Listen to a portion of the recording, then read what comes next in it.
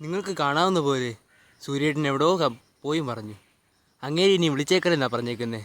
സൂര്യേട്ടൻ സലാം പറഞ്ഞു പോയിട്ട് ഇപ്പോൾ ഏകദേശം 5 മിനിറ്റായി കാണും. സമയം ഇപ്പോൾ ഏകദേശം എത്ര മണിയായി കാണുമെന്ന് നമുക്ക് ഊഹിക്കാം. നിഴലിൻ്റെ അംശം വെച്ച് ഏതാണ്ട് 5:30 ആയി കാണും. ശരി, അങ്ങോട്ടും ഇല്ല ഇങ്ങോട്ടും ഇല്ല, 5:30 ഉറപ്പിച്ചു. ഈ പ്രതലത്തിൽ ഞാൻ നിൽക്കുന്നത് കാണുമ്പോൾ ഇവിടുന്ന് ചാടണമെന്ന് നിങ്ങൾക്ക് തോന്നും. ഞാൻ ഇക്കാര്യത്തിൽ എക്സ്പീരിയൻസ്ഡാണ്. നമുക്കിപ്പോൾ ചാടാം. എൻ്റെ അമ്മച്ചിയോ! ചെറിയൊരു ഫോൾട്ട്. ബാ, നമുക്ക് നമ്മുടെ സഞ്ചാരത്തിൻ്റെ കനൽ വഴിയിലൂടെ നടക്കാം. ഏതോ കാട്ടുപ്രദേശമാണെന്ന് നിങ്ങൾക്ക് തോന്നും, എന്നാൽ ഇതൊരാളുടെ വീടിൻ്റെ പരിമ്പ്രമാണെന്ന് ഞാൻ പറയുകയാണ്. നമ്മൾ കനൽ വഴികൾ ആരംഭിച്ചിരിക്കുന്നു.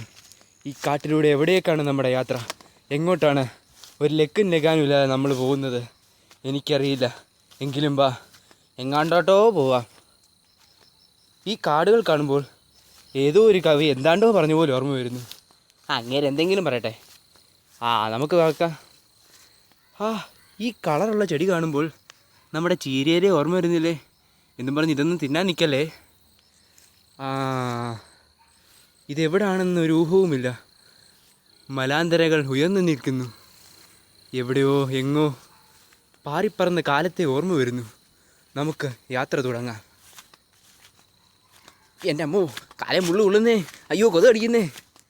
ചെറിയ ചെറിയ പിഴവുകൾ തിരത്തി നമ്മൾ യാത്ര ആരംഭിക്കുന്നു. ഇപ്പോൾ ഈ പ്രദേശത്ത് നിന്ന് നമ്മൾ ഉയരം കൂടിയൊരു പ്രതലത്തിലേക്ക് വഴി മാറുന്നു. ഈ കെട്ടിപ്പൊളിഞ്ഞ പഴയ കാലത്തെ അനുസ്മരിപ്പിക്കുന്ന ഈ കല്ലുകൾക്കിടയിലൂടെ എൻ്റെ അമ്മോ തെന്നി നമ്മൾ കാൽ വെച്ച് മുമ്പോട്ട് പോകുന്നു. കപ്പ, വളരെ സുലഭമായി കാണുന്ന ഈ കപ്പ ഇതെങ്ങോട്ടാണ് പോയി നിൽക്കുന്നത്? എവിടോട്ടോ പൊങ്ങി നിൽക്കുന്നു. കപ്പകൾ കണ്ട് നമ്മൾ മതി മറന്ന് നിൽക്കുമ്പോൾ ഇതേതോ ലോകത്തെത്തിയ പോലെ തോന്നുന്നു. കരിഞ്ഞുണങ്ങിയ കരിയിലകൾ, പൂക്കാറായി നിൽക്കുന്ന പൂവുകൾ. ഇതെവിടെയോ കണ്ടിട്ടുള്ള പോലത്തെ. ഈ ചെടി ആരെങ്കിലും കണ്ടിട്ടുണ്ടോ? നമ്മളിതാ പോകുന്നു. ഇങ്ങനെ പോയി ഒരു വള്ളിപ്രദേശത്തിലൂടെ നമ്മൾ പോകുന്നു. ക്ഷമിക്കണം, പ്രൊണൗൺസിയേഷൻ തെറ്റിയതാണ്. ഈ മതിലുകൾക്കിടയിലൂടെ ഇങ്ങനെ ആരോ വെച്ചിരിക്കുന്നു. ഇപ്പം അടുത്ത ആളുടെ വീടിൻ്റെ പരിയമ്പുറത്ത് നമ്മൾ എത്തിയിരിക്കുന്നു. ജമ്പ്.